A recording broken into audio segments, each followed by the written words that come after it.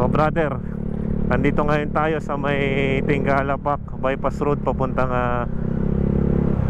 Libho. At silipin nga natin aring dini sa may kaliwang bahagi na aring flyover din, no? Silipin lang natin kung ano nga bang meron dito. Parang madami ditong mga tumatambay-tambay din, tsaka mga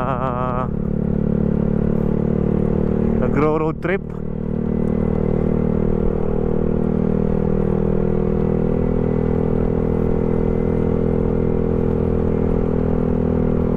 Ito na yata yung tatagos sa Startol o dyan sa SLEX papuntang Lipa, papuntang Manila. Yan, oh. Kung makikita nyo naman mga brother, oh. Halos kinalawang na. Kinalawang na yung ano dito, oh.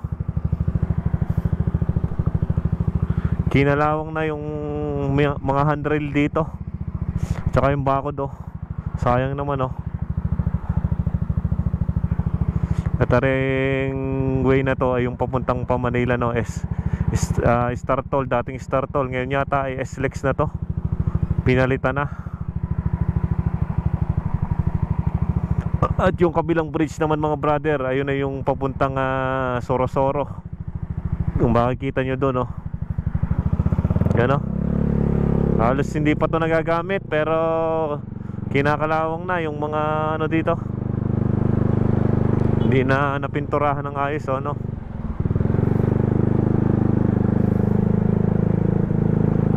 Ano yung likod ng school ng Tingga yata to, likod ng Tingga. Yan, oh. Halos nasa kurbadang bahagi na sila dito, oh. Yan, oh. Ang daming baka, oh. Yan. At yan nga ay bubutas papunta doon sa parang ang mangyayari ay yung mga nasa Manila ay dito na makakalabas pagka didiretso kayo ng SM papuntang Montemaria, ay dito kayo dumaan sa bypass na to pagka nagbukas to mga brother. At maiiwasan natin yung traffic doon sa Balagtas, sa may Alangilan, dahil pagka lumabas kayo dito mga brother, no, ay diretso na yan pupunta doon sa ano. At bypass road naman yan, walang masyadong traffic dyan, sa mga kantuhan lang. Pero kakunti naman ang dumadaan dito mga brother, no. Yan, binigyan ko lang kayo ng konting update dito mga brother, no. Ito pala yung pinakadulo na, may mga abang na, hindi pa nga lang natutuloy. Hindi natin alam kung anong nangyari dito, ba't hindi pa nila tinutuloy. Siyempre magtatayo dito ng booth, exit booth, at tsak na malaki-laki pang trabaho ang gagawin dito.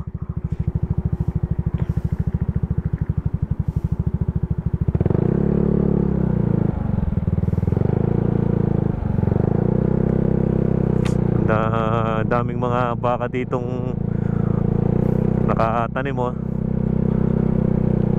Kasi madami kasing damo dito, madaming mga damo-damo. Pati may jeep, may biyahe na yata jeep dito, no.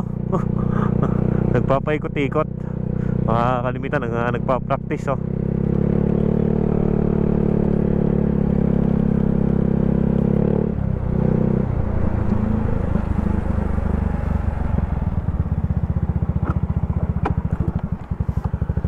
Yun, at kung makikita nyo mga brother, yun na yung tulay na ginagawa doon sa may Startol.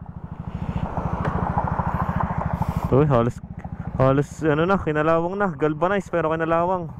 Alam na, may pagkaano yung materialis na ginamit pagka ganito, no? Hindi man lang napinturahan yung loob. Yan, no? Sayang, hindi pa masyadong ginagamit dito, pero unti-unti nang nasisira mga brother, no? Kaya sayang naman. Hanggat dapat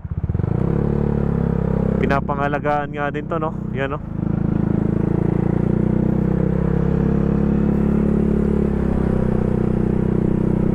Ayos ang daan, ayos na ayos. Yun nga lang, hindi pa natatapos. At keep safe sa inyo palagi mga brother, no? Maraming salamat.